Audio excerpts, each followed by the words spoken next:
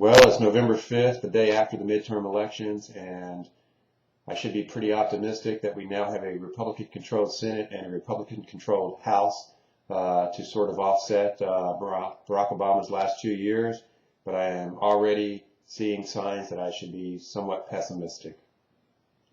The leaders, such as John Boehner, are already talking about the new laws they're going to be bringing to the table to fix things, to fix Obamacare, to fix the jobs situation in the United States, to fix American business.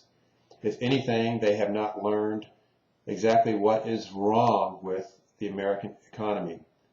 It was the largest issue for American voters, the economy. We know that things are not good. We know that despite all of the wonderful reports from the BEA about GDP and everything else, that things are not good. And we also know that the reason is that American business has been suffocated under a tremendous amount of rules and regulations that are telling them how to run their business from the time they open the door to the time they shut the door at night and everything in between. Boehner is not able to pass laws coming out of the House of Representatives that is going to improve the business environment. Sure, he can pick a jobs bill that's going to help this group here or that group over there, but it's the same thing as what Obama's been doing. It's no different. Unless the Republicans merely begin to peel off all of the rules and regulations that are crushing American business, it won't make a bit of difference. It will be the same outcome as we have here today, only it will be a different set of winners and a different set of losers. And overall, it's a zero-loss game. At best, you can break even, but with the friction what we call government, it's going to be a negative.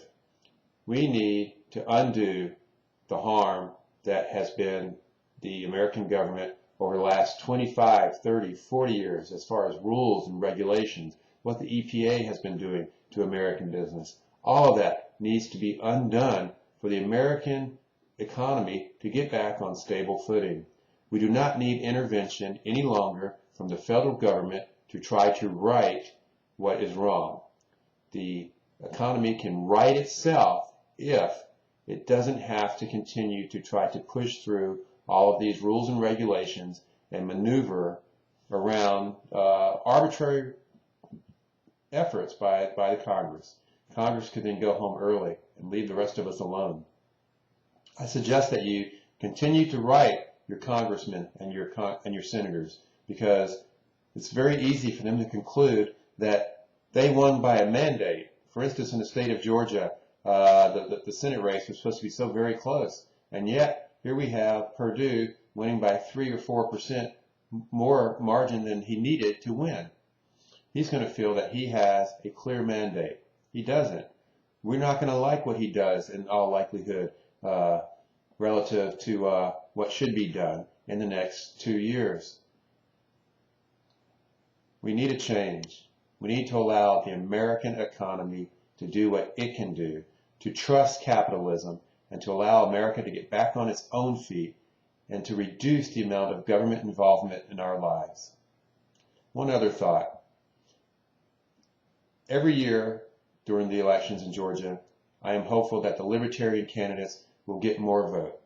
And it seems that every year the media ends up making the race so close for both parties that this time you cannot afford to vote for a Libertarian candidate because it's just that close. And lo and behold, it's not that close. David Perdue could have lost several 100,000 more votes. And I can only wonder, with my Libertarian brothers and sisters in Georgia, why do you keep falling for the same argument? Why do you allow the media to tell you it's close and that you can't afford the risk of having the runoff race? Because that's what it would have been. And if your candidate in the Republican Party, that would be your second support, who you would vote for if you ranked them 1, 2, 3, if they cannot win in a head-to-head contest with a Democratic candidate, they don't deserve to win. So you should not be afraid of a runoff where the Libertarian candidate has forced the two main candidates into that situation. One day, you will realize the error of our ways and how we have set our own efforts back 4 years at a time because we have refused to do what we needed to do.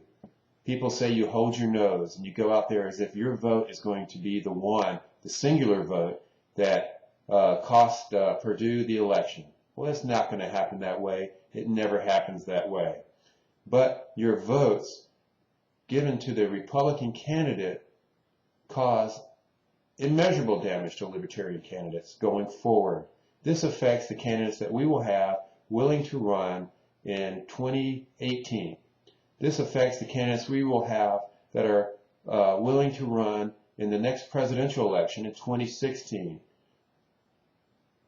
At some point, you need to take the effort, think about it, and say, I'm not supporting the Republican candidate even if there is a possibility there's a runoff. If there's a runoff, we'll tackle that problem when it occurs. This is Ernest Musa speaking with the Naked Truth. I wish I could be more optimistic, but my fear is that the Republicans are so cocky and so enamored by their victory that they set up for the pendulum to swing sharply back in the other direction in 2016, and it's something I know and you know we can't afford to have happen in this nation. Thank you.